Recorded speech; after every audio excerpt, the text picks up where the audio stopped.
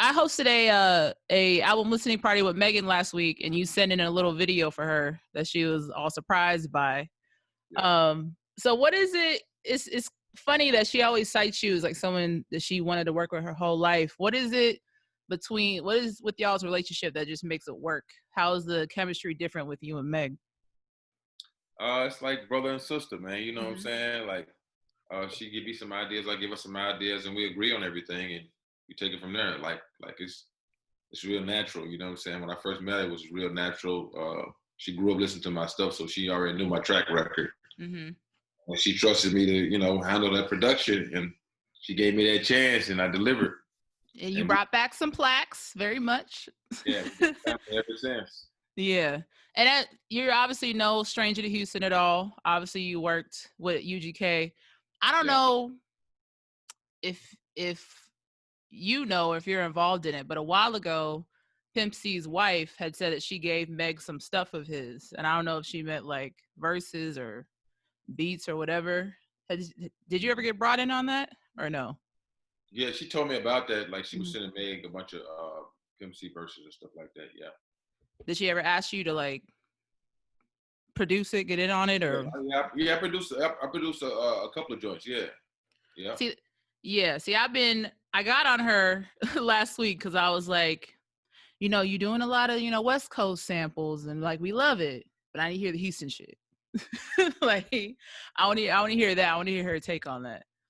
I got it cooked up. But he's like, you ain't saying nothing.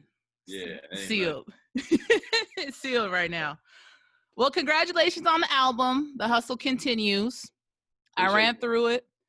I love the drop, number one. I think your drop gets everybody the most hype out of every DJ drop or every producer drop out there right now. I wish we could just play it on radio, like the full explicit version, but can't do that. We might get fined. It'll be hard.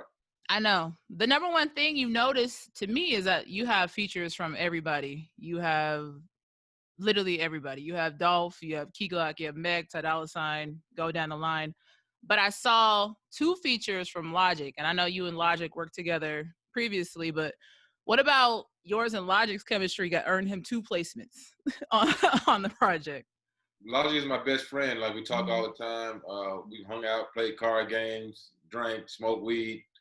So we always record. We always have songs on deck. You know what I'm saying? But we got in the studio and we put both of those songs together. And one of them's gonna be on his album, one's gonna be on my album. But he was like, the one that's on my album now, that didn't make his album. That's how I ended up with two Logic features. He's like, you can do your album, yeah, because he didn't make his album. Yeah, I like the 95 video that y'all dropped. Appreciate that. And it looks like it. You have that chemistry on the video, like y'all are best friends, like you hang out all the time. Yeah. It don't seem like, oh, this is weird. It's cool. It's chill. Like, that's my dog. Y'all play video games? Are y'all gamers or no? I'm a gamer. He's a gamer. We supposed to get on Twitch and supposed to battle that on Call of Duty. You know what I'm saying? I mean, he cold at it now. Don't get me wrong. That boy, he'll mastermind them games. But we're gonna see what's up. Is it do y'all play the what they call like the regular gameplay, or do you play the zombies, or what do y'all, or all of that? I'm just playing the game right now. I just got the PS5 with the new Call of Duty. Mm-hmm. I got the zombie on there, but I just want to play the game first, and then I might go back and play the zombies or play some of my fans and stuff like that. I asked because that PS5 is like more people want that than the corona vaccine right now. Like that's how serious that shit is. Man, I had to call around, and then somebody texted me like, "Yo, I got a little plug I had, little street by." They didn't send one to Juicy J. They didn't like, hey, we know you're a gamer, so here's a little sneak peek package. No, they didn't send one me. Not this time. Oh, that's some bullshit. Well, I agree. Something I feel like is normal now is I saw another interview you did. They talked about how much your songs get sampled and clearing it for your songs. Mm-hmm. I feel like A$AP Ferg, he did your sample. G-Eazy did your sample. A few other people. Is there any track that you actually are like, this is so close to me. I don't want nobody to fuck it up, or you just have at it. Let people do whatever. Yeah, I let them have at it because the original is the original, you know. So I don't really I don't look at it like they fucking it up. I mean, somebody want to hear the new one, listen to the new one. They want to hear the old one, they go back to the original. Yeah. If anything, they actually making the original more hotter. You know what I mean? By them remixing, people like, oh shit, they remember Slob on Now. They be like, which everybody remembers Slob on Now. They go back and revisit the original, and that song been out forever. I wrote that when I was in 11th grade, and it's like every generation, once you hit 13 or 14, you're listening to Slob on Now. Yeah. It's an ultimate party record. It's fun. It got a good beat, and it's funny, and it's just like an ultimate party record. Like that's what I look at, you know. I saw the influence. It's just funny. Like, I'm not that old. Like, I was born in 1990, so I just turned 30 this year. But when Cardi B came out and had Bickenhead, and I saw all the, like, my nephews at the time were like 16, and they're like, oh, I'm like, this is go listen to the fucking like, not that she did. Yeah, like, not that she didn't do her thing, but I was like, go listen to the regular version. Like, go listen to the OG sample. Yeah. Have you ever had that happen where, like, maybe somebody sent you where they sampled it and you was like, like, I mean, I get a few of those, but I don't really turn them down, you know. I mean, check it check. You know what I'm saying? I think being in Houston, you know, a lot of people, they'll just do ciphers or freestyles over beats, but something here is like people just don't really touch UGK beats if they can't do it justice. I'll say that. They like Sipping on Syrup. We're always gonna play Pimp C's verse in the club, but it's like if you can't step up to the plate, people like don't fuck with it. I agree. I mean, just leave it alone. You know what I'm saying? If you're gonna make something, make it another classic. Take a classic and make another classic with it. I agree. Now, with you having, we see all. I got like two. I got two of my plaques behind me, but ain't nothing compared to what you got behind you. But I got stuff everywhere. I know. I see. It looks like, listen, you got OG stuff and stuff from now, but with all the stuff that you have, maybe you have some stuff in the vault you never released. Do you have like unreleased verses from some OGs, like Pimp C unreleased verses, or anybody else from the past? Yeah, I got some Pimp C unreleased versions, 3-6 Mafia unreleased version stuff. Project Pat. I got a lot of stuff in the vaults. You know what I'm saying? Is that stuff you ever think about revisiting, or you're just like let it be? Well, rest in peace, Pimp C. That stuff I'm probably gonna revisit because I got a whole song with me, him, and Bond, and nobody ever heard it. And I'm gonna probably release it. Ooh, dope, you know what I'm saying? Okay. It's a really dope record. It's called Get It Together. And when was that recorded? Do you remember? Actually, I got the song from Pimp C, Shannara. Yeah. Pimp C, and I just added a verse onto it. I've been sitting on it for like 3-4 years. I supposed to dropped it, 3-4 years ago, but I got so much music, man. I sit on it. I mean, it's not going nowhere. It's still hard. I mean, like, this is Pimp C and Bun B, and they prime, man. Them boys, you know what I'm saying, killing it. So it's still relevant of the day you hear it. You be like, oh, you wouldn't even think it's, you know what I'm saying, something from 4 or 5 years. It's actually older than that, 4 or 5 years ago. That's when I had it 4 or 5 years ago, so it's got to be older than that. Yeah. So, but it still sounds like 2021 because I put a brand new beat underneath it. I add a little bit of sauce on it. You know what I'm saying? Put the icing on it. It's dope. Yeah. Do you ever think of making like I don't want to call it a best of, but like unreleased tape? Like just a whole bunch of stuff, like all of your, I don't want to say throwaways, but just stuff that didn't make your final cut throughout the years. I'll probably do it. I've done some 3-6 Mafia stuff like that, but I'll probably do that when I'm probably like really finna just jump out the rap game. I'll be like, yo, I got some unreleased music. I'm gonna just put it out independently and y'all just gobble it up. Yeah. Now on the album, I listened to it all the way through, but the one song that had me top tier ratchet was Shopping Spree. That's my favorite. the one with Dolph. And you got You got Memphis on there. You got Key Glock. You got Dolph. You got NLE Choppa. Is there anybody? And you got a million other features. But is there anybody you couldn't get, or you couldn't get cleared, or they couldn't send the verse in time? Anything we missed out on? Nah. See, one thing about being independent and doing it yourself, time never runs out. You can drop this and then drop a deluxe, and then I'll drop another album. You know what I mean? So everybody that I want on the album is on the album, and I got some other features too, but I'm saving that for the deluxe and maybe another album. So I just do tons of records. Me and Wiz Khalifa got a project coming out, so I just be working on this, then working on that, and pulling stuff from the vault that I had maybe like a year ago, refreshing the beat a little bit, changing the verse up a little bit, critiquing the hook. You know what I'm saying? Yeah. That's how I work. See, just explaining that, as much as you work and then like as much stuff as you have, as much material as you have, you tweeted that you never thought you'd be doing music for this long and people would still be fucking with it, right? True. So, one, is there a day that Juicy J sees in maybe not his immediate feature that he will be, transitioning to being an actor or just doing something completely left field outside of music? Yeah, I got some movie things in the works. Okay. I'm way ahead of you. I got something very special that when I announce it, it's gonna be breathtaking. You know what I'm saying? So yeah, that's my next thing. I want to score some movies.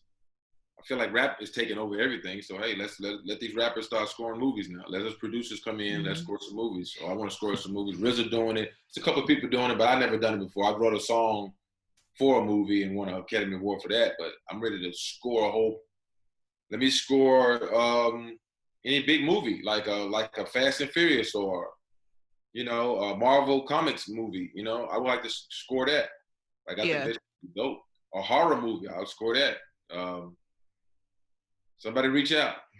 Do something different. Yeah. Yeah, I'll be reaching out too. I done DM'd Ron Howard and a lot of these big producers, Steven Spielberg. I didn't DM them. I mean, I don't know if these guys check their DMs, but I was about to ask, did he respond? Did he say like Ron Howard? A couple of people did respond. Mm-hmm. A couple of people, like I spoke with the producer from Empire, the guy that directed. So people, Michael B. Jordan, I spoke with him about some movie stuff. So I mean, like people are cool. They're responding. So it's slowly but surely moving along. Yeah. Yeah, because when you brought that up, scoring movies, that automatically made me think of TDE and Kendrick and Black Panther. Who does Juicy J listen to? Like, because there was a line where you said I was like the only nigga to work with Katy Perry or something along those lines. Those lines are the first dude to work with Katy Perry, and you have stepped out of just the urban, frame. But who does Juicy J listen to maybe get re-inspiration or things like that? I listen to Billie. I can't get her name right. It's always Billie Eilish. Billie Eilish. Yeah. Okay. I listen to Billie Eilish. I love her music. I love it's dark. It's calm, and then it cranks up when she wants it to crank up. Mm-hmm. I listen to what else? Elton John. I'm sorry. I said, "Ooh, Elton John." Didn't expect that. Yep, some old Outkast. Project Pad, I'm listening to some of my stuff too. I don't listen to all my stuff, but I listen to Project Pad and some 360 Mafia. Then I might switch over to some Carpenters. You don't know if you ever heard of Carpenters. You know what I'm saying?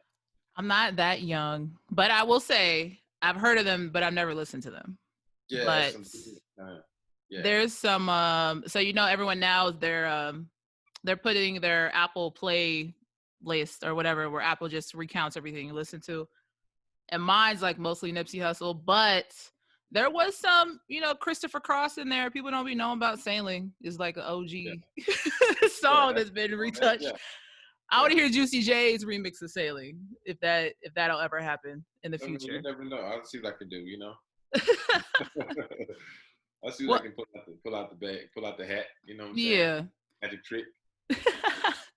Well, I appreciated your album coming out, and then also hearing all of your production that you did on Megan's album as well. You did mention, a deluxe album is to look forward to in the future. What else are Yeah. you working on? I know you said you and Wiz got a tape, but what else is coming out? Yeah, I got a lot of, I don't want to say, but I got a lot of beats that's about to come out. Some dope artists, big artists. You'll hear it. You'll be like, oh, You will hear it, hear it. it's gonna be out there. It's a surprise though. It's got, I love surprises, and I think everybody else loves surprises. So I got to constantly keep surprising people. And Yeah. I don't want to give away the sauce yet. So I'll just keep you there and just keep you waiting, and you gonna fuck with it. Do you have a date that I know you're doing like some spot dates here and there, obviously because of Corona, can't do too much. Do you have a date that you're coming back to Houston anytime soon? Or... Nah, I love Houston. Don't get me wrong. That's like my second home. Memphis is my first. But right now, man, I had a show in Louisville, Kentucky, but they had to push it. There was like a 3 6 Mafia show. They just been moving the shows. Like I might have a show come down and be like, oh, we gotta move it. The government said we gotta social distance or whatever, So they keep moving them.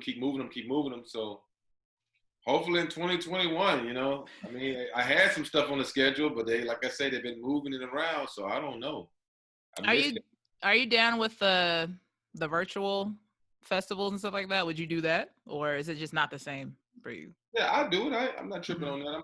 I had a couple of people reach out. I'm just trying to see what the money is. If the money, makes sense, yeah. I mean, I could put on a dope ass virtual show just as much as a in-person show. Yeah. It's gonna be different, but of course, we gotta do what we gotta do. We gotta, it is what it is. The most important part. The last thing I had was I know you said that you were a fan of Billie Eilish, and you did kind of, I want to say cross market Katy Perry, because you kind of gave her the stamp to a lot of people, like, oh, Juicy J worked with her, like, she cool, like and she always been cool. But have you worked with anyone else in different formats? You see a lot of people experimenting with country now, because of Lil Nas X and what have you, Sway Lee and Kane Brown and Khalid, or like, have you experimented with other genres and other artists yet? Yeah, I got this cool dude named Danny Strickland. Okay. He's a country artist. He's out of Arkansas. And yeah, he reached out, and I actually did a verse for him, and he reached out again. And I took a beat and co-produced a beat, and because he wanted my sauce on there, I co-produced a beat. Did another verse. We got a video about to come out. So yeah, I mean, I've been doing it. Like I'm way ahead of, I feel like, everybody, but it don't really matter. You know what I'm saying? If things will pop off when they pop off. But I've been trying to mess around with the little country, scene a little bit, and it's looking good for right now. Until I get something real big like Lil Nas X got, and then I might be like, I'm retired. You know what I'm saying? 30, 40 million sold. Diamonds all over the place. Katy Perry did really good too. The Dark Horse did. But like, I need one of them Lil Nas X. You know what I'm saying? I need one of them. I like that you mentioned Billie Eilish, because now that you put that out there, I really could see her jumping on, like, y'all working together. And most deaf. Her sound. Same dark vibes like that. Yeah. I like that. I'm gonna say, you know what? Because I do hip hop and top 40 radio, I'm gonna say Ariana Grande. Maybe she could flow on a Juicy J beat. Oh yeah, Justin Bieber too. Like, I feel like all of them. I think it's gonna surface. It's gonna come around. I've been trying to reach out to. I actually talked to Billie Eilish. I talked to her on the DM. So hopefully, we haven't gotten in the studio yet, but hopefully some things will happen soon. There's a pandemic going on right now, so I understand people don't want to work together right now. Yeah. Someone to eat. I mean, like, we'll figure it out. Like, we haven't figured it out yet, but I believe we'll figure it out. She's cool. She's dope. She's like one of my number ones right now. And I would definitely do some Ariana Grande, Justin Bieber, Katy Perry, Lady Gaga. I seen Lady Gaga perform live at the Oscars. Man, amazing, man. Like, she cold, man. She could play, sing, sound like the fucking digital record. You know what I'm saying? Sound like a song. So her performance was crazy. And after that, I was like, yo, I hit her manager up, like, yo, man, I got to work with Lady Gaga. But she was busy at the time. But like I say, I feel like things gonna come back around. I'm willing to wait it out. I ain't tripping, you know. Take your time, no rush.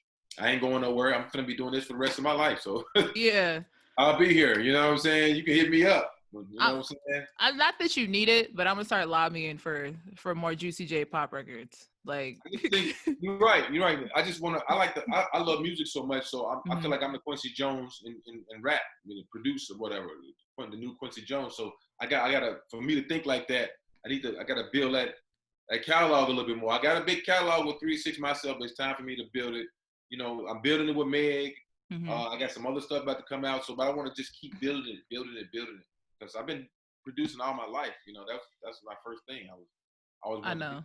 Before I even became an artist, I was like, I want to be the guy behind the piano or singing some tunes or writing some songs. And I always had great ideas for rock songs and, you know, melodies and stuff like that I never could put on my album because people be like, what the fuck is this? Yeah. You know?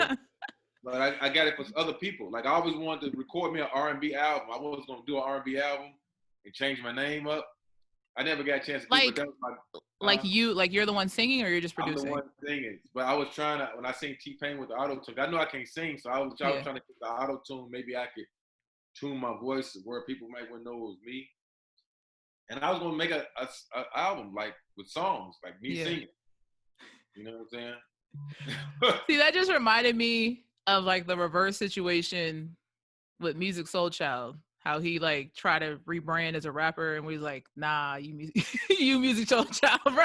Like, but I won't gonna try to rebrand. Okay.